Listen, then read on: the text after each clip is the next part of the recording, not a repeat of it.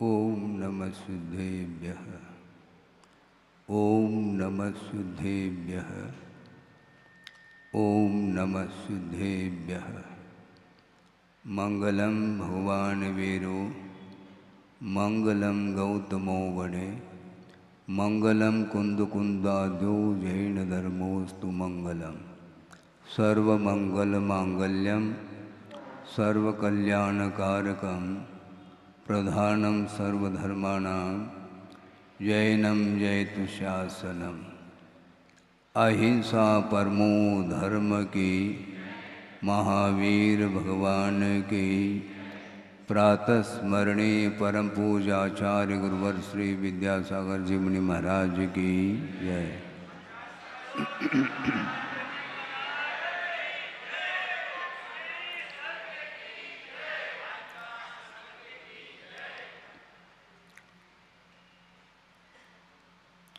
ब्रह्मचारी जी इस तरह बैठे।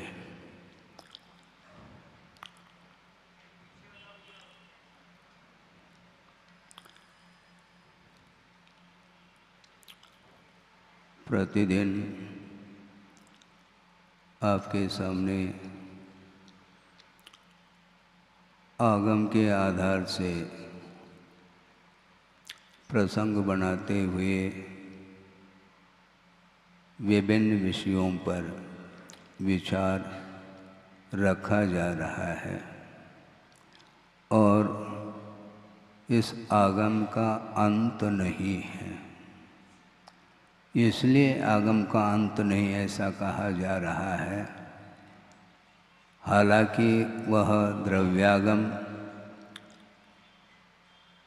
शब्दात्मक होता है और शब्द संज्ञात होते हैं और पदार्थ अनंतात्मक होता है और उसको प्ररूपित करने के लिए आगम सक्षम होता है। किसी विवक्षा को लेकर के ये चर्चा आपके सामने रखी जा रही है क्योंकि आगमकारों ने बहुत सूक्ष्मतम पदार्थ का विश्लेषण किया है। उस ओर शायद ही किसी की दृष्टि जाती हो। दिव्य ध्वनि है, यह दिव्य ध्वनि शब्दात्मक होती है और शब्दों के माध्यम से वह वस्तु तत्व की प्ररूपणा वह दिव्य ध्वनि कर रही है। किंतु ये ध्यान रखें, केवल ज्ञान का विषय जो होता है वह अनंतात्मक होता है। केवल ज्ञान क्षय ज्ञान माना जाता है। मूर्त चेतना चेतनात्मक पदार्थ को जानने की क्षमता उसके अंदर है और इतना ही नहीं, उस द्रव्यगत जितने भी अनंतानंद गुण हैं उनकी जो अवस्थाएं हैं उन सबको एक साथ और एक समय में क्रम नहीं, वह क्षय ज्ञान क्रमिक नहीं होता, वह अक्रम जान लेता है।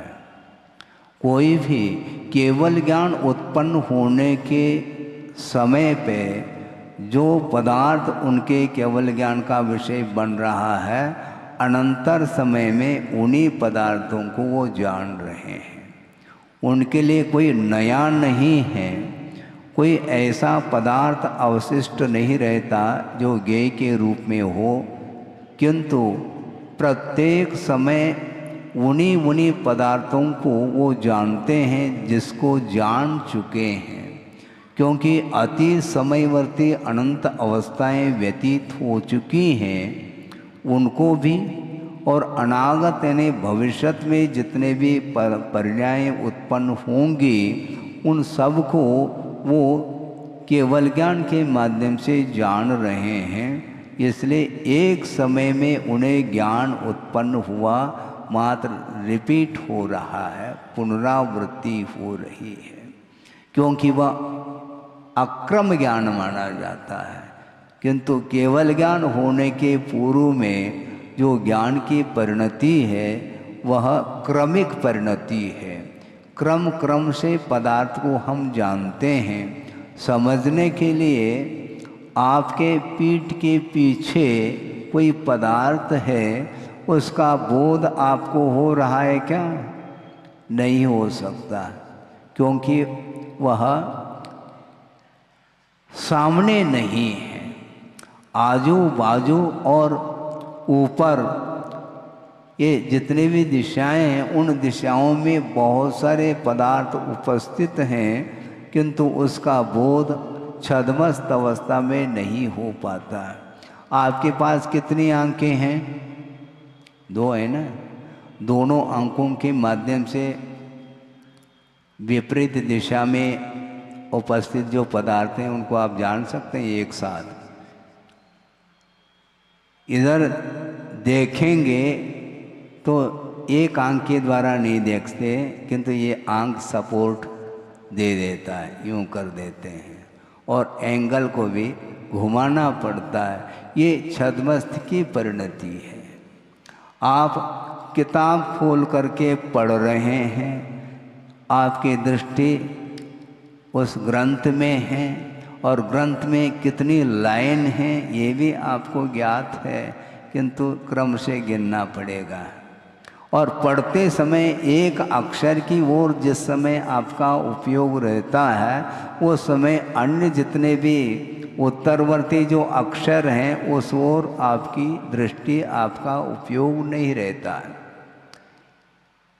किंतु महसूस करते हैं आप बहुत स्पीड से बोल रहे हैं अथवा पढ़ रहे होते हैं, क्योंकि यह प्रशिक्षण का प्रभाव है। प्राथमिक भूमिका में छात्र जो पहली कक्षा का है अथवा उसके नीचे भी जो भूमिकाएं हो सकती हैं, तो उस कक्षा में वह पढ़ता है, वो जिसको वर्णमाला बोलते हैं। तो एक एक अक्षर का ज्ञान उसे कराया जा रहा है क्रम क्रम से। ककड़ी का क, और वो ककड़ी और लिखना पड़ेगा ताकि उसके माध्यम से उसको बोध हो सके। तो इस प्रकार कोई न कोई सपोर्ट के लिए विषय दिया जाता है। सचित्र भी पढ़ाई होती है। तो ये क्रमिक ये पढ़ाई मानी जाए। ज्ञान जो हो रहा है छद्मस्त अवस्था में वो क्रमशः होता है। और दिव्य ध्वनि में जो भी विषय आया है वह अपने आप में अनंतात्मक नहीं आया, क्योंकि अनंत का ज्ञान शब्दातीत होता है, और शब्द के माध्यम से जो भी पदार्थ का ज्ञान हो रहा है वह सीमित पदार्थ का ही ज्ञान होता है। मैं आपकी दृष्टि उस ओर ले जाना चाह रहा हूँ कि आगमकार क्या कहना चाहते हैं। कथ्य और अकथ्य ये 2 चीज़ें हैं। कथ्य का अर्थ होता है कथन के योग्य। कथयितुम योग्यः कथ्यः, जो कथन के योग्य नहीं है वह अकथ्य माना जाता है।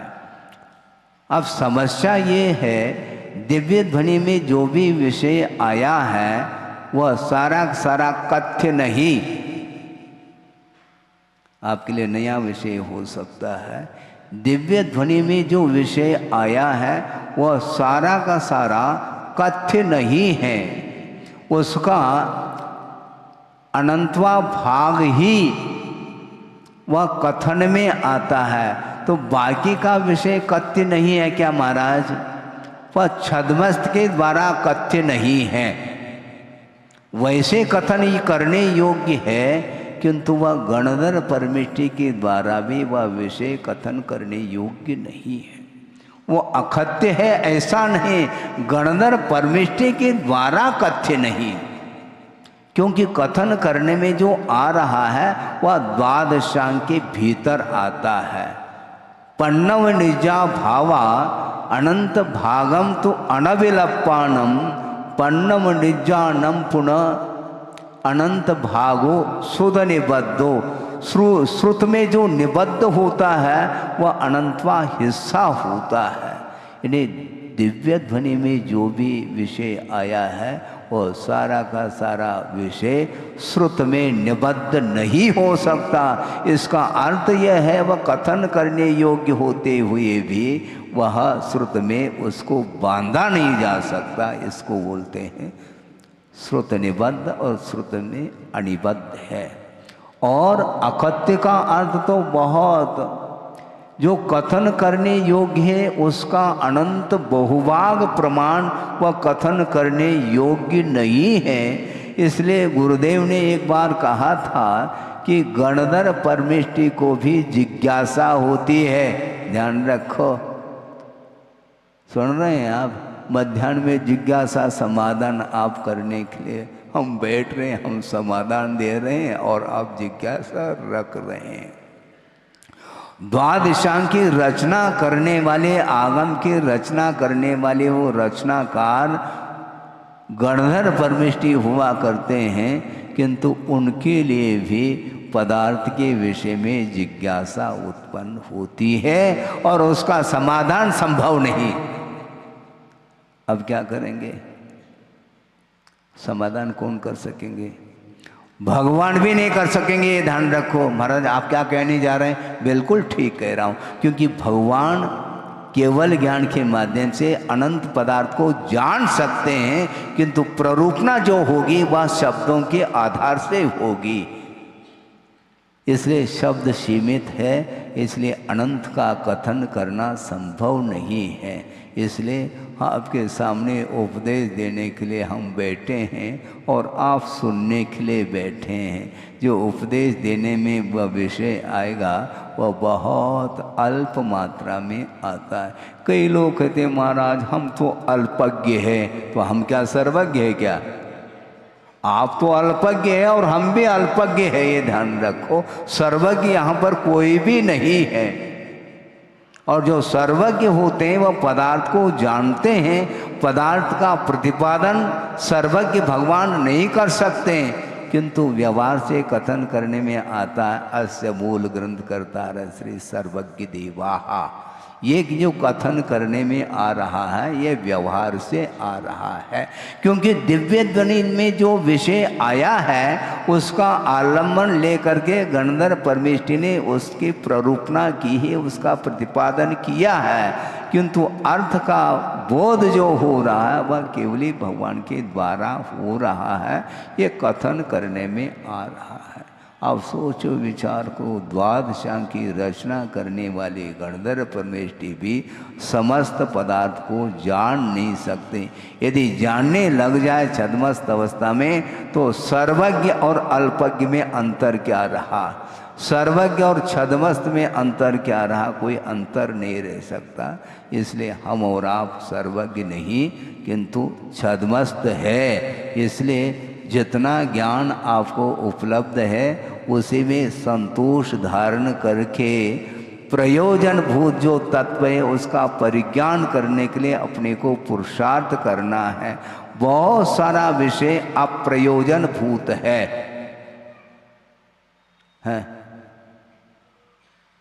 सबको क्षोभम हो सकता है क्या? नहीं हो सकता है। और उसके क्षोभम नहीं होने से हमारा कोई मोक्ष मार्ग अवरुद्ध हो रहा है ऐसा है नहीं है? आपके सामने स्वर्ग का दृश्य देखने में आ रहा है? बोलो, स्वर्ग आप देख रहे हैं क्या? यहां पर स्वर्ग की परिकल्पना करना अलग वस्तु, किंतु स्वर्ग का वह परिदृश्य आपके सामने नहीं आ सकता, किंतु वह श्रद्धा का विषय बनता है। इसी प्रकार नरकी दृश्य आपके सामने नहीं आ सकता, वह भी श्रद्धा का विषय बनता है।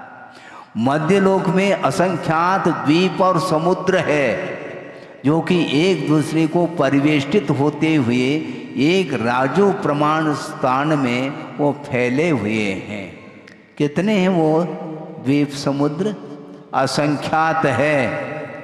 अब रिपीट होता चला जाएगा। उनके जो नाम हैं वह रिपीट होंगे, पुनरावृत्ति होगी, क्योंकि शब्द संख्यात है और द्वीप और समुद्र असंख्यात है, तो जम्बू द्वीप के नाम से कई द्वीप होंगे, जबकि समस्त द्वीप और समुद्र के बीच में वह जम्बू द्वीप है। उसी नाम राशि को लेकर के कई द्वीप रहेंगे। लवण समुद्र के नाम को लेकर के कई समुद्र रहेंगे, इसलिए शब्द संख्यात है और वह द्वीप और समुद्र असंख्यात है, ये कहा जा रहा है। इसलिए वस्तुतः जब असंख्यात पकड़ में नहीं आ रहा है तो अनंतात्मक वस्तु पकड़ में कैसे आ सकती है। इसलिए अपने को श्रद्धान का विषय बनाना है, क्योंकि सर्वज्ञ भगवान कभी भी अन्यथावादी नहीं होते। उन्होंने जो कहा है वह वज्र की लकीर है, ऐसा मान करके श्रद्धान करना चाहिए। हम कैसे करेंगे महाराज? करना तो आप ही को है। जिस समय जन्म हो जाता है बालक का, शिशु का, उसके बाद कुछ ही दिनों में थोड़े बहुत उसकी क्षमता आ जाती है, समझाने से वह समझ सकता है। ये तुम्हारे कौन है? हाँ, पापा है और ये माँ है, आदि आदि। और मान लो आपने कहा है ये तुम्हारे पिताजी है, और मान लो वस्तुतः वह नहीं है, तो वो स्वीकार कर लेता है, क्योंकि उसको जानकारी है ही नहीं, इसलिए वह विश्वास करता है ये तुम्हारे पिताजी है, ये तुम्हारे भाई है, ये माँ है, ये बहन है। किंतु उसको कोई भी जानकारी, अधिकृत जानकारी नहीं, किंतु वह आपके ऊपर श्रद्धान करता है, विश्वास करता है, और बुलाने से आपके पास वह आता है। और हो सकता है आप पिताजी ना हो तो अब भी बुलाने से वह आता है, क्योंकि आपने सिखाया है ये पिताजी है। तो जैसे सिखाते हैं वैसे सीखा करो, प्रश्न ज़्यादा न किया करो। हाँ, प्रश्न करने से उसका उत्तर संभव नहीं, क्योंकि अनंतात्मक जो पदार्थ है उसका समाधान, उसका उत्तर हम दे कैसे सकते हैं? संभव नहीं है। इसलिए श्रद्धान का विषय बनाना चाहिए, और प्रयोजनभूत जो तत्व है उसका परिज्ञान आपको करना चाहिए। संसार के लिए कारण क्या है, मोक्ष के लिए कौन से साधन हैं, इसका बोध आपको होना चाहिए। और इसका बोध कराने के लिए चातुर्मास की भी कोई आवश्यकता नहीं है, ध्यान रखो। महाराज ऐसा मत कहो आप ऐसा मत कहो, क्या कहूँ मैं, क्योंकि चतुर्मास में भी वह विषय समाप्त नहीं होगा। कई चतुर्मास कर लो, उसके बाद भी विषय का अंत नहीं आ सकता है। इसलिए प्रयोजन भूत तत्व को फोकस बनाना चाहिए। आत्म तत्व का परिज्ञान हो गया, और आत्म तत्व से पृथकभूत जो पदार्थ हैं उनका स्वरूप का परिज्ञान हो गया मोटे रूप से, तो बस हमारा मोक्ष मार्ग प्रारंभ हो जाएगा। श्रद्धान करना बहुत कठिन होता है, एक दूसरे के ऊपर विश्वास रखना बहुत कठिन होता है। वर्तमान में प्रत्येक व्यक्ति आसानी से एक दूसरे के ऊपर विश्वास नहीं करता। हम ये पूछना चाहते हैं, बालक आया है पिताजी के सामने और वह नोट का बंडल लाया है और दे देता है, पिताजी को विश्वास नहीं होता, वो गिन करके ले रहा है। क्या भरोसा, क्या भरोसा बालक के ऊपर, मतलब आपके अपने बालक के ऊपर भी विश्वास नहीं है, दूसरे के ऊपर विश्वास रखना तो बहुत दूर की बात है। मित्र के ऊपर भी विश्वास करना बहुत कठिन हो जाता है। और अनेक दूरवर्ती जो अड़ोस पड़ोस के लोग हैं उनके ऊपर विश्वास रखना अत्यंत कठिन होता है, किंतु क्योंकि उसमें संसार की वह दशा है, और संसार में विश्वास करना कैसा संभव है, क्योंकि उसकी परिणति स्थिर नहीं है। कभी कुछ बोलता है, कभी कुछ बोलता है, भीतर कुछ परिणाम रखता है, बाहर कुछ बोलता है, उसकी सारी क्रियाएं सहज नहीं होती। असहज रहता है, इसलिए विश्वास नहीं होता, कोई भरोसा नहीं होता है। और भरोसा यदि होता है तो वह नवजात शिशु के ऊपर भरोसा होता है, क्योंकि उसके अंदर कोई भी फितूरी नहीं आई है, संसार का प्रभाव उसके ऊपर नहीं पड़ रहा है। इसलिए यथा जात अथा जैसा उत्पन्न हुआ है, जैसी उसकी बाहर की परिणति है, उसी प्रकार उसकी भीतर की परिणति है। उसके अंदर कोई भी संकोच नहीं है, वो जानता ही नहीं संकोच क्या होता है। हमने पहले भी एक बात शायद कही होगी, सभा भी नहीं कही हो तो कह देता हूँ। एक ब्रह्मचारी थे और किसी महाराज ने आचार्य महाराज के सामने कहा कि महाराज ये ब्रह्मचारी बहुत मंद कषाई है। वह ब्रह्मचारी पूछने लगा, महाराज मंद कषाय का अर्थ क्या होता है? मतलब इस मंद कषाय का क्या अर्थ होता है यह भी ज्ञान नहीं, इतना मंद ज्ञान है उसके अंदर। सोचो विचार करो, इसको बोलते हैं यथाजात। भीतर कोई भी बाहर का प्रभाव नहीं है। प्रत्येक पदार्थों के बीच में रहना अलग वस्तु, किंतु उससे प्रभावित नहीं होना, यह मोक्ष मार्ग की ओर बढ़ने के लक्षण माने जाते हैं। प्रभावित नहीं होना चाहिए। जो प्रभावित नहीं होता है वही प्रभावना कर रहा है, ऐसा मैं मानना चाहता हूँ। और गुरुदेव का भी यही कहना रहता है कि बहुत अल्प समय है और अनंतकालीन जो संस्कार है उनको डिलीट करने के लिए, उनको समाप्त करने के लिए प्रत्येक समय आत्मा की ओर ही दृष्टि रखी जाती है, तब कहीं जाकर के पदार्थ का प्रभाव समाप्त हो जाता है। देखते हुए भी पदार्थ से प्रभावित नहीं होना बहुत बड़ी साधना है।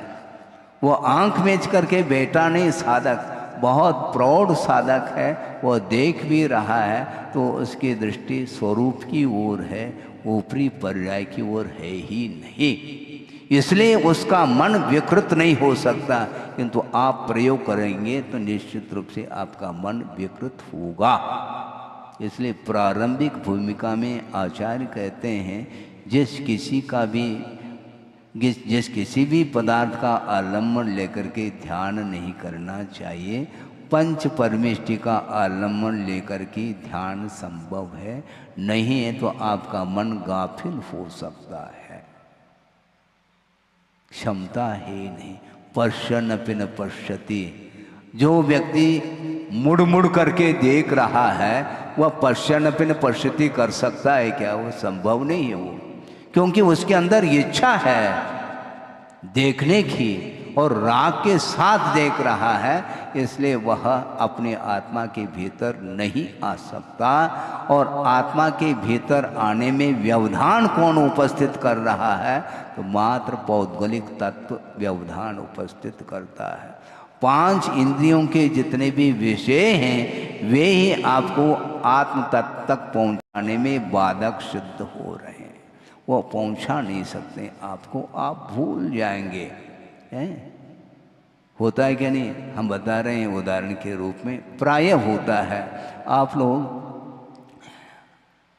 बाजार जाते हैं, मान लो सब्जी मंडी गए हैं और जिस चीज़ को खरीदने के लिए आप गए हैं और वहाँ पर कोई दूसरी चीज़ देखने में आती है तो उसी को खरीद लेता है वो, और मेन जो खरीदने के लिए गया वो भूल जाता है।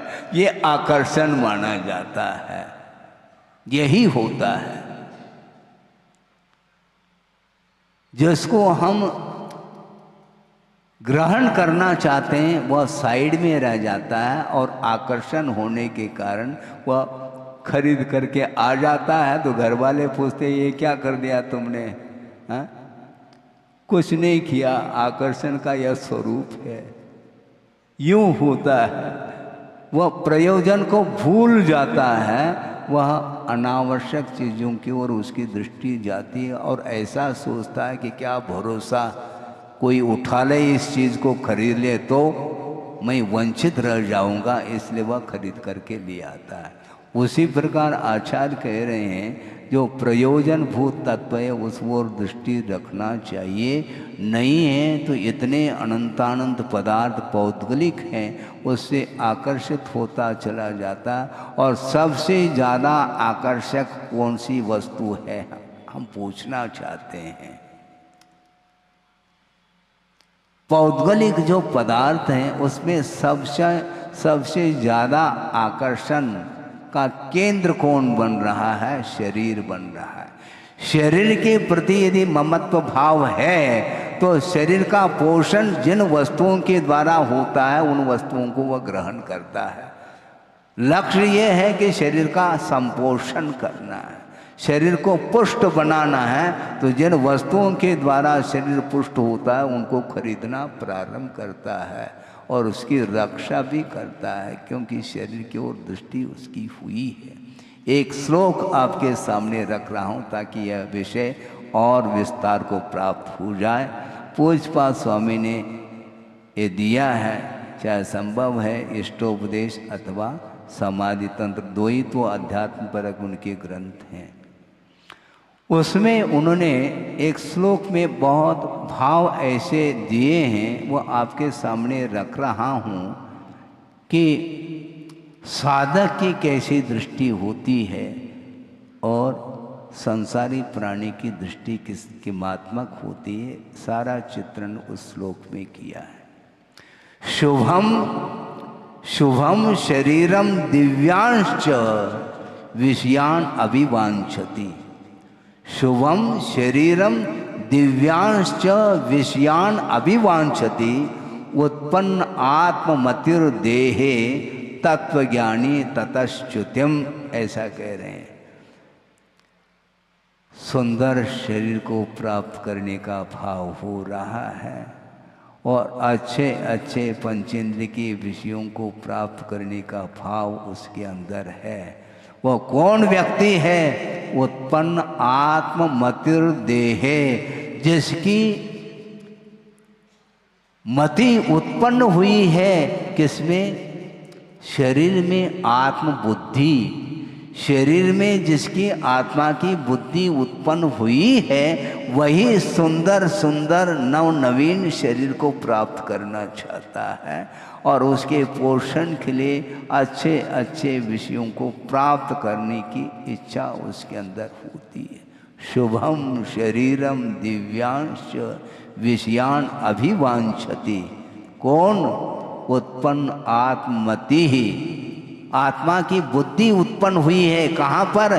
देहे, शरीर में जिसकी आत्मबुद्धि प्राप्त हुई है, उत्पन्न हुई है, वही व्यक्ति सुंदर सुंदर शरीर को चाहता है और उसके पोषण करने के लिए अच्छे अच्छे विषयों को भी बहुत चाहता है।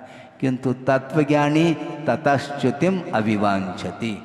जो तत्वज्ञानी होता है वह सुंदर सुंदर न शरीर को प्राप्त करने की इच्छा रखता है, न उसके पोषण करने के लिए जो वैश्विक सामग्री है उसकी इच्छा रखता है। वह उससे मुक्त होना चाहता है। ततः च्युतिम अभिवांछति। कहा? तत्वज्ञानी, जिसको तत्व का बोध हो चुका है, स्वरूप का परिज्ञान हुआ है, वह कभी भी इन पदार्थों को ग्रहण करना स्वप्न में भी नहीं चाहता। इस प्रकार पूज्यपाद स्वामी कह रहे हैं। आपको उन श्लोकों को पढ़ने के लिए भी आपका भाग्य नहीं है। समस्या ये जा रही है। लाइब्रेरी में आगम आपने सजा करके रखा है, किंतु उसको उठा करके पढ़ो भी तो कम से कम। महाराज हम क्या कर सकते हैं, वो सारे सारे ग्रंथ केवल आप ही के लिए हैं। ऐसा नहीं, आप भी कुछ कर सकते हैं। विषयों को पूर्ण तो छोड़ नहीं सकते हैं, किंतु परसेंटेज में कम किया जा सकता है। उसके प्रति जो आकर्षण बढ़ रहा है उसको कम किया जा सकता है। जो आसक्ति बढ़ रही है उसको कम किया जा सकता है। कम तो करो। जो अनंत आशा है उसको ब्रेक लगाया जा सकता है और एक तक सीमित रह सकते हैं। इसको बोलते हैं संयम। यह भी एक संयम ही है। एक जिज्ञासु ने जिज्ञासा रखी थी, वासुदा की बात है, तत्व चर्चा चलती थी, क्लास लेते थे एक प्रकार से। उस समय उन्होंने जिज्ञासा रखी, महाराज सुनते हैं आगम में ये बात सुनने को मिलती है, पढ़ने को मिलती है कि सर्वार सिद्धि में जो अहमिंद्र होते हैं, जिनकी आयु 33 सागर की है और वे निरंतर तत्व चर्चा ही करते रहते हैं, अनुप्रेक्षाओं का चिंतन करते रहते हैं, वो द्वादशांग के पाठी होते हैं और ज्ञान इतना विस्तार को लेकर के हैं, तो क्या उनके पास तप हो सकता है? उनका भाव था, क्योंकि ज्ञान विनय, दर्शन विनय, चारित्र विनय आदि आदि विनय का प्रकरण आता है। तो वह स्वयं सम्यक दृष्टि है, क्षायिक सम्यक दृष्टि भी हो सकते हैं और द्वादशांग के पाठी हैं। तो ऐसी स्थिति में ज्ञान के प्रति विनय का भाव उनके अंदर आता है क्या? यदि आता है तो महाराज वो भी तप कहलाया फिर, क्योंकि अंतरंग तप में इसको लिया गया है। प्रायश्चित, विनय, वैयावृत्ति, स्वाध्याय, विसर्ग, ध्यानानि उत्तरम। उत्तरम अर्थात आभ्यंतर तप 6 प्रकार का होता है, जिसमें प्रायश्चित भी एक तप माना गया है और विनय भी माना गया है। तो विनय वो करते हैं क्या महाराज? तो विनय करेंगे तो वहाँ पर भी तप हो जाएगा। आप समझना क्या चाहते हैं, मुझे बोलो आप, क्योंकि वो असही में है महाराज, वो तप कैसे करेंगे ये ध्यान रखो। तप बोलते किसको? जिसके माध्यम से कर्मों की निर्जरा हो, जिसके माध्यम से यथायोग्य संवर हो, उसको हम तप के कोटि में गिनते हैं। क्योंकि श्रद्धानात्मक भी तप होता है, ये ध्यान रखो। आप तप नहीं कर सकते, कोई बाधा नहीं, किंतु तप के प्रति जो श्रद्धान है, तप के प्रति जो विनय है, वह तब तक ले जाता है? तप की ओर गति उसकी होती है। अविरत सम्य दृष्टि है, जिसने कोई भी तप को अंगीकार नहीं किया, संयम को अंगीकार नहीं किया, रत्नत्रय को अंगीकार नहीं किया, किंतु रत्नत्रय के प्रति जो गाढ़ आस्था है उसको कौन रोक सकता है? और आपकी आस्था है क्या? नहीं, बिल्कुल है। कोई तपस्वी आ जाए तो आप खड़े हो जाएंगे। आप तो तप कर रहे हैं क्या? तप तो कर नहीं रहे, किंतु तप का समर्थन, तप का आदर किया जा रहा है, तप का बहुमान किया जा रहा है। वस्तुतः वही आगे जाकर के तपस्वी बन सकता है, ऐसा उनको उत्तर दिया था और ये आगमिक उत्तर है। हालांकि वहाँ पर कोई भी संकल्प पूर्वक संयम इत्यादि ग्रहण किया नहीं जा सकता, ये अलग वस्तु, किंतु इसके उपरांत भी जो वो फल मिला है उन्हें, वह रत्नत्रय का ही परिणाम है। हर व्यक्ति वहाँ पर, प्रत्येक व्यक्ति की एंट्री सर्वार्थ सिद्धि में नहीं है, ध्यान रखो। और वर्तमान में अच्छे तप करने वाले जो साधक हैं श्रवण, उनको भी सर्वार्थ सिद्धि वर्तमान में नहीं मिलेगी। हाँ, आज कहाँ तक जा सकते हैं महाराज? सोनन के हिसाब से 16वें स्वर्ग तक जा सकते हैं। कौन कौन जा सकते हैं महाराज? श्रवण भी जा सकते हैं और अनुवृत्ति भी जा सकते हैं। अच्छा, अब बिजनेस पॉइंट से सोचता है वो, महाराज जब दूसरी प्रतिमा भी पालन करके वह 16 स्वर्ग में जा रहा है और एक श्रवण भी 16वें स्वर्ग में जा रहा है, तो हम मुनि क्यों बने? व्यापारी है वो, क्योंकि परिणाम तो एक सा निकल रहा है। आप भी वहीं पहुंचेंगे, हम भी वहीं पहुंचेंगे। हम आराम के साथ घर में बैठे बैठे 2 प्रतिमा का पालन कर लेंगे और आपके पास हम आ जाएंगे दौड़ते दौड़ते। ये ध्यान रखो, हमें मात्र स्वर्ग को प्राप्त नहीं करना है, कर्म को काटना। ये ध्यान रखो, यदि कर्म को काटना चाहो तो आपको भी मुनि व्रत को अंगीकार करना पड़ेगा। आपकी शक्ति नहीं, कोई बाधा नहीं, किंतु बिजनेस पॉइंट से भूल करके भी नहीं सोचना चाहिए। उनके लिए उत्तर दिया था हमने, वो भी रह गए। महाराज आप भी कैसे कैसे उत्तर देते, निरुत्तर करते हैं। भैया प्रश्न आपने किया, उत्तर भी तुम ही देना चाहो क्या? मुझे उत्तर देना है तो तुम्हें तो निरुत्तर होना पड़ेगा।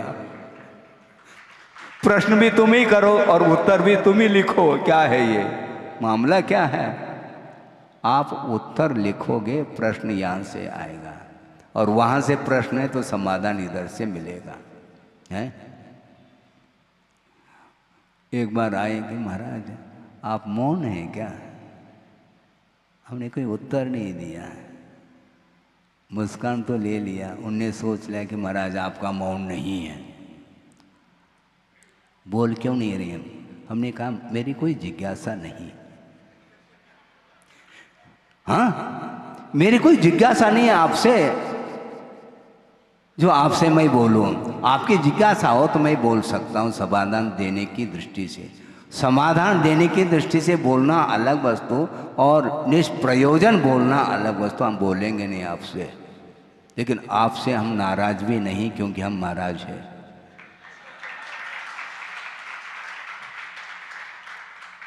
यदि नाराज है तो फिर महाराज नहीं है, महाराज है तो नाराज नहीं। कई लोग कहते महाराज गलती हो गई, बहुत दिन हो गए महाराज। आप समझ रहे होंगे बहुत दिन का अर्थ क्या होता है, समझ रहे हैं? एक शोषम तगड़ा है आपका, बहुत दिन हो गए, अर्थात महाराज बहुत दिन से हम प्रतीक्षारत है, गंधोदक नहीं मिल रहा। हमने कहा कमंडल भरा हुआ चाहिए क्या? नहीं, ये ऐसा नहीं चाहिए महाराज, हम तो चौके में गंधोदक चाहते हैं। हाँ ये है, क्या है ये? मैं क्या कह रहा था? तो वो तो है कि वस्तुतः हाँ बिजनेस पॉइंट की बात आई थी, क्योंकि हम व्यापारी रहे नहीं थे। आप हो सकते हैं पूर्व में रहा आए हों, इसलिए आपको याद आ गया जल्दी। बिल्कुल ठीक है, इसमें क्या दिक्कत है? ओ बिल्कुल हंस, उनको ज्ञात हो रहा है कि बिल्कुल ठीक कह रहे हैं महाराज। बिजनेस पॉइंट से सोचो नहीं, क्योंकि हमें स्वर्ग प्राप्त नहीं करना, हमें कर्म निर्जरा करनी है। कर्म निर्जरा के उद्देश्य से आप 2 प्रतिमा पालन कर लो अथवा 1 प्रतिमा पालन कर लो, अथवा सम्यक दर्शन को सुरक्षित रखो और स्वर्ग पहुंच जाओ, कोई बाधा नहीं हमें, क्योंकि हमें स्वर्ग हमारा लक्ष्य नहीं है। हमारा लक्ष्य क्या है? मोक्ष प्राप्त करना, और मोक्ष प्राप्त करने का लक्ष्य हमारा है तो निश्चित रूप से धर्म ध्यान की सामग्री का ही आलम्बन लिया जाएगा। जो व्यक्ति आर्थ ध्यान की सामग्री का आलम्बन ले रहा है और उस सामग्री के माध्यम से वह धर्म ध्यान करना चाहता है तो भूल जाओ आप, क्योंकि कारण के अनुरूप कार्य होता है। धर्म ध्यान की सामग्री के द्वारा धर्म ध्यान होगा, आर्थ ध्यान की सामग्री के द्वारा आर्थ ध्यान ही होगा। भले उसके स्तर अनेक प्रकार के हो, तारतम्य हो, ये बात अलग है, क्योंकि विषयों के माध्यम से कभी धर्म ध्यान नहीं हो सकता है। दिव्यान विषयान अभिवांछति, शुभम शरीरम अपि अभिवांछति। कहा कौन चाहता है उत्पन्न आत्मतिर देहे, जिसकी आत्मा की बुद्धि हुई है शरीर में, वही व्यक्ति बार बार सुंदर सुंदर शरीर को प्राप्त करने का भाव रखता है, और निदान के माध्यम से वह अगली पर्याय मुझे मिले तो सुंदर सुंदरतम शरीर मुझे मिले, इस प्रकार भाव रखता है। इसलिए इस प्रकार भाव रखने वाला जो व्यक्ति होता है उसको नवनवीन शरीर मिल सकता है, किंतु शरीरातीत जो अविनश्वर सुख है, क्षायिक सुख है, उससे वह वंचित रहता है बंधुओं। इसलिए पुद्गल पदार्थों को लेकर के जो आकर्षण बना हुआ है उसको समाप्त करना है, क्योंकि तत्वज्ञानी ततश्च्युतिम अविवांछति। तत्व की ओर जिसकी दृष्टि जाती है उसको कुछ भी संसार में रुचता नहीं। वह हमेशा वह निरीता के साथ वैराग्य के साथ ही जीवन व्यतीत करता है। निरंतर वह अभीक्ष्ण संवेग में रहता है। संवेग अर्थात भीति, किससे? संसार से भीति। कई लोग नरक से डरते हैं। नरक से क्यों डरते हो तुम? नरक जाने की जो सामग्री है उससे डरो, पाप से डरो। पाप के फल से क्यों डरते हो तुम? पाप से डरना चाहिए, पाप भीरू होना चाहिए। हाँ, और विषयों के माध्यम से पाप का अर्जन होता है, उसके माध्यम से परिभ्रमण करना पड़ता है। आपका समय धीरे धीरे हो रहा है। और भी जो विशेष विषय हैं, बहुत सारा विषय, क्योंकि शुरुआत में हमने बात रखी थी कि आगम का कोई अंत नहीं है, शब्द सीमित होते हैं, पुनरावृत्ति होगी, हैं? एक ही नाम राशि वाले रहते हैं तो उसमें विशेषण प्रारंभ होते हैं। विशेषण क्यों लगाए जाते हैं? क्योंकि दूसरे से अपने आप को पृथक सिद्ध करना है, तो वहाँ पर विशेषण चाहिए। और आचार्य कहते हैं कि विशेषण से जो मुक्त होता है वही मुक्त होता है, क्योंकि महासत्ता की ओर दृष्टि जिसकी जाती है वह विशेषण से ऊपर उठना चाहता है। विशेषण की कोई आवश्यकता नहीं मुझे, है? मनुष्य हैं, सब मनुष्य हैं। अब भेद कर लिया, ये महिला वर्ग है, पुरुष वर्ग है, विशेषण जुड़ने लगा। और मनुष्य आयु का उदय, मनुष्य बुद्धि का उदय सबको प्राप्त है। इसमें सामान्य बोध हो रहा है, और जो विभाजन है वह विशेषण के साथ चलता है। अब मनुष्य में भी यह पुरुष वर्ग है, उसमें भी वीआईपी अलग है। ये रईस है, और ये गरीब है। ये गरीब और अमीर, इसका विभाजन जो हुआ है वह वित्त को लेकर के हुआ है। अनेक प्रकार विशेषण अनेक अनेक मिलते रहते हैं। ये विद्वान है, इसका अर्थ दूसरा विद्वान नहीं है, तो उसके पास ज्ञान नहीं है क्या? है? ज्ञान का अभाव है क्या? नहीं, ज्ञान का अभाव तो नहीं है, अनुपात से ज्ञान कम है, इसलिए उसको अज्ञानी कहा जा रहा है। अल्प ज्ञान है, किंतु ज्ञान का अभाव थोड़ी हो सकता है। और जो अपने आप को ज्ञानी मान रहा है उसके पास भी पूर्ण ज्ञान नहीं है, अधूरा ही ज्ञान है उसका भी, किंतु तुलनात्मक दृष्टि से मेरे पास ज़्यादा ज्ञान है, इसके पास कम है। मैं अरबपति हूँ, ये करोड़पति है। मतलब करोड़पति के कारण अरबपति को सुख मिल रहा है, और अरबपति भी दुखी हो सकता है क्या महाराज? हाँ, हो सकता है, करोड़पति की अपेक्षा दुखी होगा।